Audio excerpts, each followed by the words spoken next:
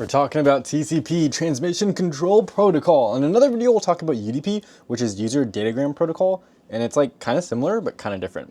Let's keep going with this though. So TCP is a connection-oriented protocol using a three-way handshake, which is a set of initial steps required to establish network connection. TCP supports retransmissions of lost packets, flow control, and sequencing.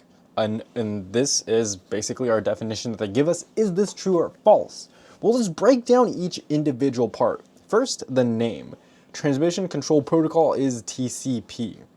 2, it's a connection-oriented protocol, and let's start with that, right? That's number 2.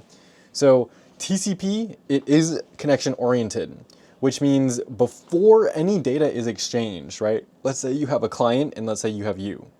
Before you or the client exchange any data, there needs to be a connection between you guys. And this connection ensures that data can be delivered in the correct order and without any errors. TCP is great at that, making sure that it's reliable, but there's that, hey, we gotta have a connection first. So that's one thing. You could think of Transmission Control Protocol, think of the C also with connection. So that's how I kind of remembered it.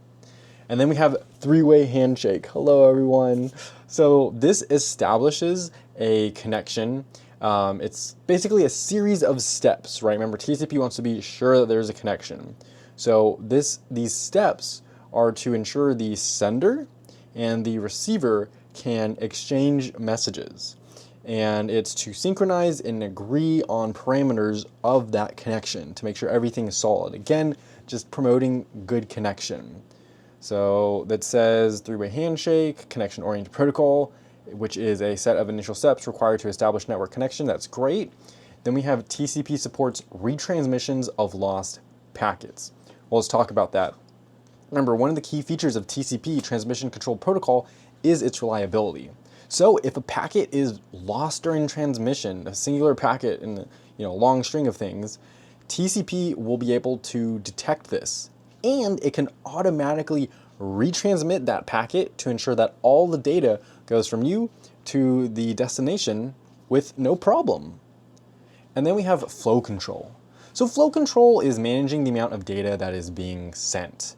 It also prevents the sender from overwhelming the receiver with data, right? So think of like your mom is like, do the dishes, and she's like pushing a bunch of dishes on you, right? She's just overflowing you, right?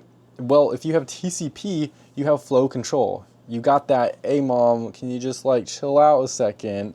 Let me get these done first, and then I'll take these over. That is flow control, managing a good flow, which will allow everything to be delivered with no problem. So again, you don't want to overwhelm the receiver, this side I use as receiver with data. So we have that flow control. It manages the rate at which data is sent to make sure that the receiver can process everything that's happening. And then we have sequencing.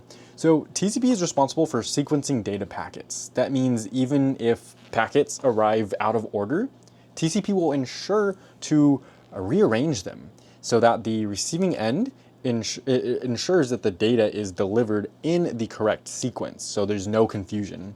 Again, just honing on the idea of reliability. That's TCP, Transmission Control Protocol, and so this would be true.